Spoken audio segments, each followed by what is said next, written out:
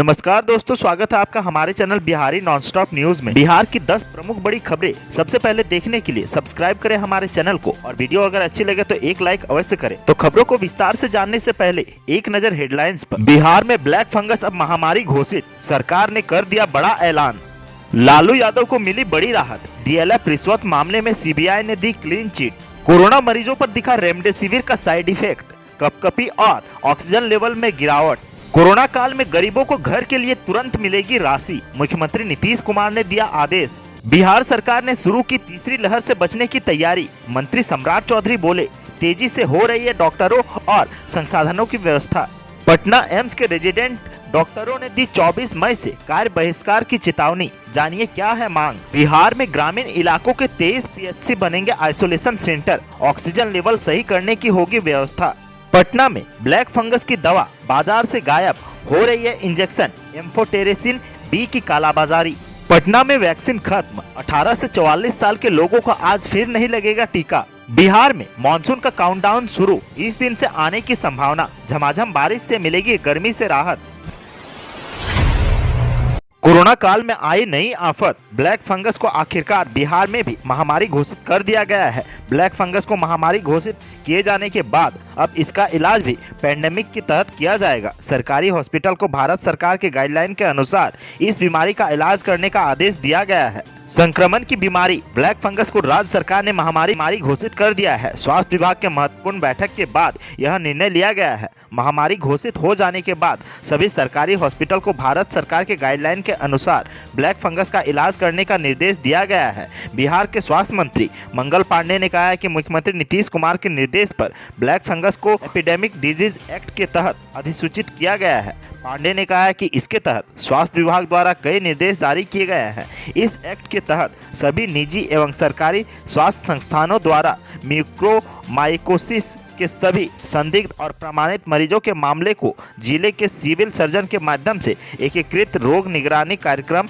स्वास्थ्य विभाग को प्रतिवेदित किया जाएगा। मंगल पांडे ने कहा कि सभी निजी एवं सरकारी स्वास्थ्य संस्थानों द्वारा म्यूकोरमाइकोसिस से संबंधित जांच, इलाज एवं प्रबंधन के मामले में केंद्र और राज्य सरकार द्वारा जारी दिशा निर्देशों का पालन करना अनिवार्य होगा।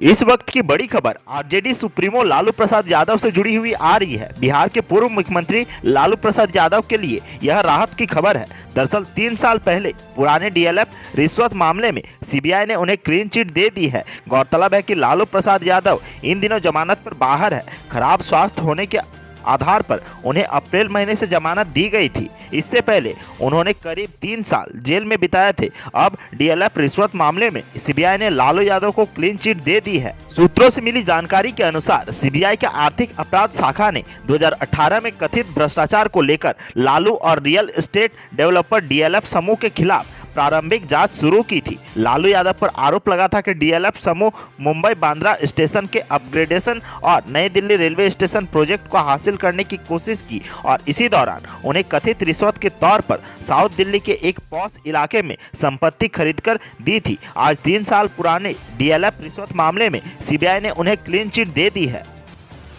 कोरोना मरीजों के इलाज में जीवन रक्षक माने जाने वाले रेमडेसिविर का अब साइड इफेक्ट दिखने का मामला सामने आया है। पटना के 3 बड़े प्राइवेट अस्पतालों ने प्रमाण के साथ औषधि नियंत्रक को इसकी जानकारी दी है। अस्पतालों की शिकायत पर राज्य औषधि नियंत्रक रविंद्र कुमार सिन्हा ने जांच और कार्रवाई के लिए बिहार मेडिकल सर्विसेज एवं इंफ्रास्ट्रक्चर कॉर्पोरेशन लिमिटेड के महाप्रबंधक को पत्र लिखा है। आपको बता दें कि BMS-ICL ही वह संस्थान है जो राज्य में रेमडेसिविर की आपूर्ति कर रहा है। महाप्रबंधक को लिखे गए पत्र में औषधि नियंत्रक ने कहा है कि श्री साईं हॉस्पिटल ने शिकायत की है कि जाइडस हेल्थ केयर लिमिटेड का 19 वायल इंजेक्शन मिला था, जिसे देने के बाद मरीजों में हाइपर सेंसिटिविटी रिएक्शन देखा गया। उनमें कपकपी और ऑक्सीजन लेवल भी गिर गया। इसके अलावा पारस हॉस्पिटल ने भी ऐसी शिकायत की कि 8 मरीजों को यह इंजेक्शन दिया गया, जिसमें मरीजों में हाइपर सेंसिटिविटी रिएक्शन देखने को मिला। इसके साथ ही फोर्ड हॉस्पिटल ने भी निदेशालय औषधि नियंत्रक को सूचना दी है कि मरीज में एडवर्स रिएक्शन देखने को मिला है। औषधि नियंत्रक ने तुरंत जांच और कार्रवाई करने की मांग BMS-ICL के GM से की है। कोरोना काल में परेशानियों का सामना कर रहे गरीब परिवारों को लेकर मुख्यमंत्री नीतीश कुमार ने अपने अधिकारियों को बड़ा निर्देश दिया है। मुख्यमंत्री ने कहा है कि गरीबों को घर बनाने के लिए तुरंत पैसे दिए जाएं। घर बनाने के क्रम में लोगों को रोजगार मिलेगा और ग्रामीण अर्थव्यवस्था को भी लाभ होगा। सीएम नीतीश ने शुक्रवार को प्रधानमंत्री ग्रामीण आवास योजना, मुख्यमंत्री ग्रामीण आवास योजना, जीविका तथा सतत जीविकोपार्जन योजना की समीक्षा करते हुए यह बातें कही। उन्होंने कहा कि इन दिनों आवास योजनाओं के काम में और तेजी लाई जाए। इसके तहत जिनका भी घर बनाना है उनका निर्माण जल्द से जल्द हो। नीतीश कुमार ने कहा कि जल जीवन हरियाली अभियान के अंतर्गत सार्वजनिक आयन, पॉइंट, पोखर और अतिक्रमण से मुक्त कराने के दौरान जो परिवार आश्रयहीन हो गए हैं उन्हें भी जल्द आवास योजना, मुख्यमंत्री वास स्थल क्रय सहायता योजना का लाभ दिलाया जाए। सतत जीविकोपार्जन योजना के तहत गरीब परिवारों या हंसिए के लोगों को मुख्य धारा में लाने के लिए तेजी से काम हो। देसी शराब एवं ताड़ी के उत्पादन पर बिक्री में पारंपरिक तौर पर जुड़े परिवारों तक सरकार की योजना का फायदा पहुंचाया जाए। कोरोना संक्रमण की दूसरी लहर की मार झेल रहे बिहार को तीसरी लहर से बचाने के लिए नीतीश सरकार ने तैयारी शुरू कर दी है। बिहार सरकार के पंचायती राज विभाग के मंत्री सम्राट चौधरी ने कहा है कि कोरोना महामारी की तीसरी लहर की संभावना को देखते हुए राज्य सरकार ने युद्ध स्तर पर तैयारी शुरू कर दी है। शुक्रवार को भागलपुर पहुंचे मंत्री सम्राट चौधरी ने जिला एवं स्वास्थ्य विभाग के अधिकारियों के साथ समीक्षात्मक बैठक की। मीटिंग के बाद पत्रकारों से बातचीत में उन्होंने कहा कि कोरोना की तीसरी लहर के फैलने की आहट को देखते हुए राज्य सरकार तैयार है। प्रदेश के सभी जिले, अनुमंडल एवं प्रखंड स्तर के अस्पतालों में पर्याप्त चिकित्सक, स्वास्थ्यकर्मी और संसाधनों की व्यवस्था तेजी से कराई जा रही है, जिससे ग्रामीण क्षेत्रों के लोगों को किसी तरह की परेशानी नहीं हो सके।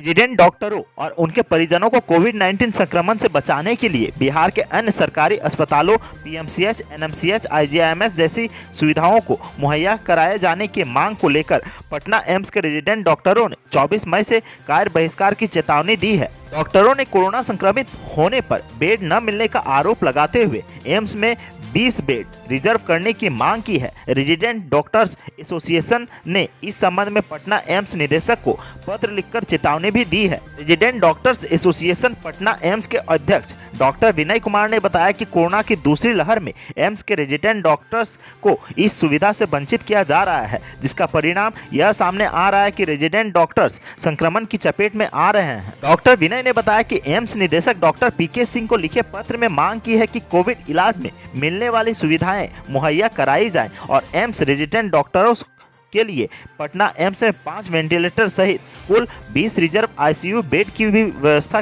दी जाए। पटना जिले के ग्रामीण इलाकों में स्थित 23 पीएचसी में 5 बेड का आइसोलेशन सेंटर बनाया जाएगा। इसके लिए oxygen cylinder, oxygen concentrator, pulse oximeter, bed, ambulance व अन्य जरूरत के सामान की खरीद की जाएगी। सिविल सर्जन विभा सिंह ने सभी पीएचसी की वर्तमान स्थिति के संबंध में जिलाधिकारी डॉक्टर चंद्रशेखर सिंह द्वारा मांगी गई रिपोर्ट को डीडीसी रिची पांडे को सौंप दिया है। इसके साथ ही अब जिला प्रशासन जरूरत के सारे सामानों को खरीदने की कवायद शुरू कर चुका है। बताया जा रहा है कि सभी ग्रामीण इलाकों में स्थित प्राथमिक अस्पताल में पहले चरण में आइसोलेशन वार्ड बनाया जाएगा, फिर उसे अपग्रेड कर उसमें आईसीयू बेड व वेंटिलेटर की व्यवस्था की जाएगी। ब्लैक फंगस के इलाज में काम आने वाले इंजेक्शन लिप्सोमोल एम्फोटेरेसिन बी बाजार में नहीं मिल रहा है। इसकी सबसे बड़ी वजह है कि अभी तक इस इंजेक्शन की मांग बहुत कम थी, इसीलिए बाजार में इसकी उपलब्धता भी कम होती थी। एक्सपायर होने की वजह से यह इंजेक्शन अप्रैल में कंपनियों को वापस भेज दिए गए थे। वहीं फार्मा कंपनी भी इस दवा का ऑर्डर नहीं ले रही है। इधर ब्लैक फंगस के मामले बढ़ने से इंजेक्शन की मांग तेजी से बढ़ने लगी है। बिहार केमिस्ट एवं ड्रगिस्ट एसोसिएशन के प्रदेश अध्यक्ष प्रसन्न कुमार सिंह ने बताया कि महंगे होने से सभी मेडिकल स्टोर इसे अपने यहाँ रखते भी नहीं थे। पटना के अधिकांश मेडिकल स्टोर में सिर्फ 8 से 12 वायल ही रखते थे, मगर ब्लैक फंगस पीड़ित एक मरीज के संपूर्ण इलाज में 50 से 64 इंजेक्शन तक की जरूरत पड़ रही है। इसीलिए फिलहाल ये इंजेक्शन उपलब्ध नहीं हो पा रहे हैं। जिले में फिर से वैक्सीन की कमी हो गई है, इसीलिए आज से 18 साल से 44 साल के लोगों का वैक्सीनेशन बंद रहेगा। सोमवार से फिर से इस उम्र वर्ग के लोगों का वैक्सीनेशन शुरू होगा। वहीं 45 साल से अधिक उम्र के लोगों का वैक्सीनेशन जारी रहेगा। शुक्रवार को जिले में 18 साल से 44 साल के 6,846 लोगों को वैक्सीन दी गई है। 18 से 44 वर्ष के युवाओं के टीकाकरण के लिए रविवार को 4,89,000 कोविशील्ड का डोज प्राप्त हो जाएगा। राज्य सरकार की योजनाओं के तहत 18 से 44 वर्ष के युवाओं का टीकाकरण कराया जा रहा है। कोविशील्ड की नई खेप आने के बाद उस उम्र के लोगों का टीकाकरण की गति और तेज हो जाएगी। मालूम हो कि पिछले दिनों कई टीकाकरण केंद्रों पर वैक्सीन की उपलब्धता नहीं होने से टीकाकरण ठप हो गया था।